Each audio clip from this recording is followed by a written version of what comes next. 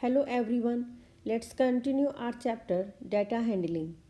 In our previous video, we have learned how to arrange the given data in the form of tables by using tally marks.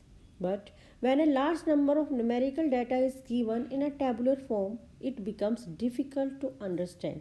However, if the data is represented graphically, understanding and analyzing the data becomes easier. In that case, we can represent the given data with the help of graphs.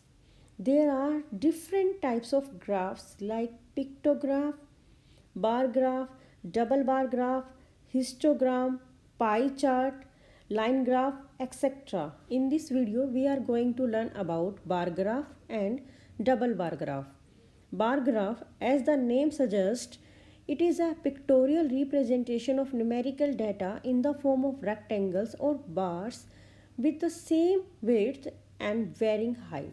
A double bar graph is also a graphical display of information using two bars beside each other at the various heights. It is mainly used to compare two types of related data. In bar graph, rectangles are drawn either vertically or horizontally, keeping equal space between them. The height of rectangles depend upon the number it represents. Some essential parts of a bar graph are as follows. A bar graph has two axes, horizontal axis and vertical axis. Horizontal axis is called x-axis and vertical axis is called y-axis. Graph title. The graph title gives an overview of information being presented in the graph. It is given at the top of the graph. Next is scale.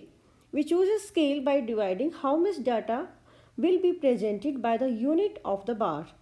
Scale is the range of the value being presented along the frequency axis.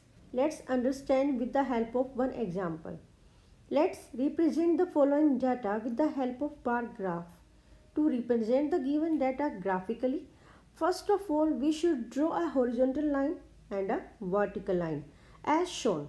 Then we will write the color of ribbons such as red, white, blue, grey, purple along horizontal line and number of ribbons sold along vertical axis. After that we will choose a scale. That is how many ribbons will be represented by a unit length. Here we will choose 1 unit is equal to 10 ribbons. Accordingly, we will write the number of ribbons on vertical axis. Now we will find the length of bars as per the data. Here 20 ribbons were sold. To represent the number 20, we can draw a bar graph accordingly from 0 to 20 parallel to vertical axis. It will be equal to 2 units. Similarly, we will represent 45.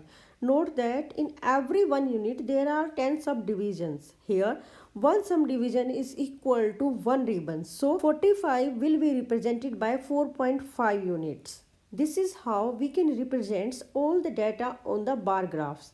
With the help of bar graph, we can represent data easily as well as in less time. Let us take one more example and represent the given data with the help of graph. Here the expenditure of Rohit and Mohit are given. To represent the given data graphically, we have two methods. First method, we will take two different graphs to represent their expenditure. Second method, we will take a single graph to represent their expenditure. This graph is known as double bar graph. Here we have smallest number 950 and greatest number is 1600. So here we do not have to start from 0 but we take a number from 900 to 1700. We will draw a zigzag line to show that we are not showing number from 0 to 900. We can take 1 unit equal to rupees 100 as a scale. Expenditure will be represented on y-axis and month will be indicated on x-axis. For Rohit we will draw light blue bars and for Mohit we will draw dark blue bars. Now we will draw the expenditure of Rohit and Mohit in the month of July by drawing the double bars. Similarly, we will draw double bars for all months. I hope you understand it well. Thank you and keep learning.